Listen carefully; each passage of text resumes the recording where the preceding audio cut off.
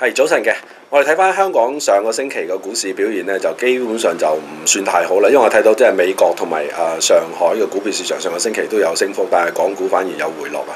同埋咧，我見到咧上個星期四、星期五嘅成交咧落到去500億樓下，咁好明顯睇到咧，即係投資者係相當之謹慎啊。亦都入市興趣唔大嘅。咁翻嚟今個星期，我諗首先第一件事就係今個星期星期三、星期五啊，都會有啲重要嘅中國經濟數據會出台啦。咁嗰個會對後市有一個比較大啲嘅影響嘅。咁但係短期嚟講，我哋見到資金流入港股嘅情況唔算太過明顯嚇，成交比較少。咁我哋覺得雖然外圍即係美股或者歐洲咧都有個比較強嘅反彈，但係港股似乎冇乜大嘅起色。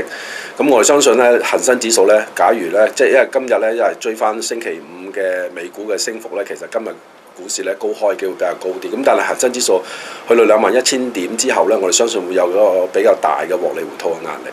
咁整管成個7月份，我哋覺得恒生指數個波幅區大約係19,500至到21,500之間啦嚇。咁比較即係做好嘅機會會比較高啲。咁但係短期嚟講，阻力位就會喺21,000點。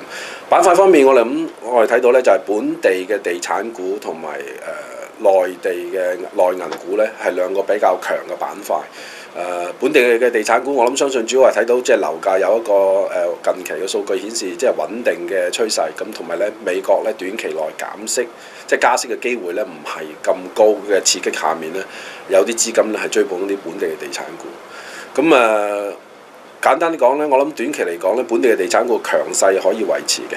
內銀股嘅強勢有閃啲，即係有一個比較唔確定嘅地方，就係因為上個月或者5月份都有好多內地嘅資金咧，透過滬港通咧係買一啲本地嘅上市嘅內銀股。咁但係呢個除咗係考慮到個股息率比較高之外咧，其實個基本面咧其實就唔算有太大嘅利好嘅改變嘅嚇。咁所以內銀股雖然係屬於一個強勢嘅板塊，咁但係投資者亦都唔需要太過進取。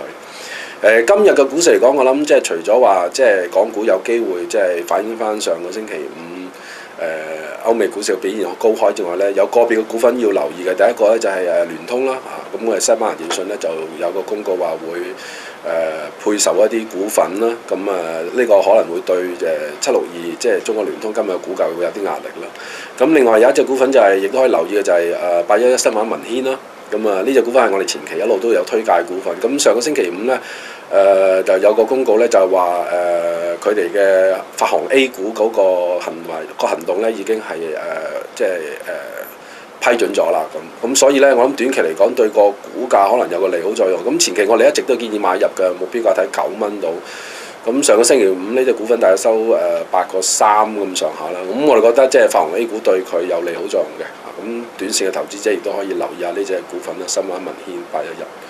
咁今日要我哋講嘅就咁多，多謝。